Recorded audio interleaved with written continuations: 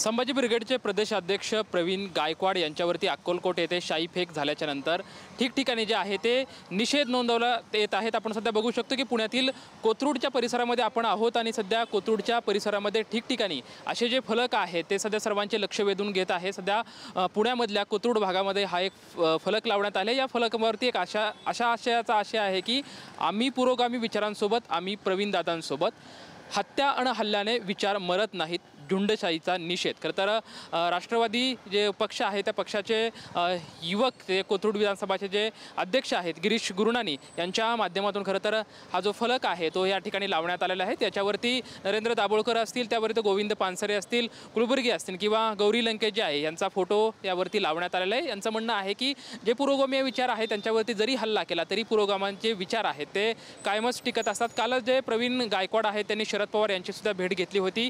शरद पवारांनी सुद्धा प्रवीण गायकवाड यांना काळजी घेण्याचा असा जो आहे तो सल्ला दिला। खरं तर ज्यांनी हा बॅनर लावला ते या ठिकाणी उपस्थित आहेत, आपण त्यांच्यासोबत चर्चा करूयात। खरं तर प्रवीण गायकवाड यांच्या समर्थनार्थ तुम्ही या ठिकाणी बॅनर लावलेले आहेत। ज्यांनी प्रवीण गायकवाडवरती हल्ला केलेला होता म्हणजे जे दीपक काटे आहेत, आज त्यांना कोर्टाने जो आहे तो जामीन मंजूर करून दिला। मी कालच त्यांचे व्हिडिओ बघितले की आपल्या राज्याचे महसूल मंत्री चंद्रशेखरजी बावनकुळे ते चंद्रशेखरजी बावनकुळे त्यांच्या कार्यक्रमाला जातात, त्यांना ते वाढदिवसाला फोन करतात। आता एखादा नेता जर त्या कार्यकर्त्याला फोन करतोय म्हणजे तो कार्यकर्ता त्यांचा खूप खास माणूस आहे। म्हणजे एखादा मंत्रीच जर त्या कार्यकर्त्याबरोबर असेल तो पुरोगामीचा विचार आपले चालवणारे छत्रपती शिवाजी महाराज, संभाजी महाराज यांचा सत्य विचार लोकांपर्यंत पोहोचवणारे प्रवीण दादा, त्यांना कसं काय न्याय भेटणार? हे असले मंत्री जर असल्या कार्यकर्त्यांबरोबर असल्यावरती जामीन मिळणारच होता ही आम्हाला खात्री होती। तर जो आता त्यांच्यावरती हल्ला झाला आहे, प्रवीण गायकवाड सुद्धा थेट आरोप करतात की भाजप आणि संघाचे संबंध आहेत। तुम्हाला काय वाटतंय? तुम्ही चंद्रशेखर बावनकुळे हे भाजपाचे आता माजी प्रदेशाध्यक्ष आहेत, म्हणजे हे भाजपाचे आहेत।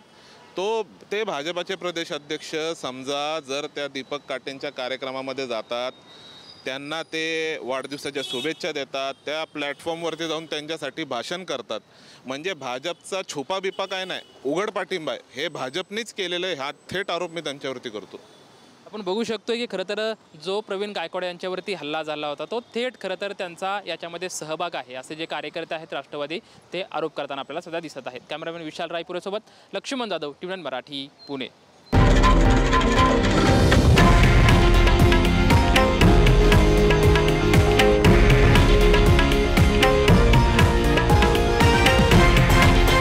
हे आहे देशातील नंबर 1 न्यूज नेटवर्क आणि आपण पाहत आहात TV9 मराठी, एकमेव।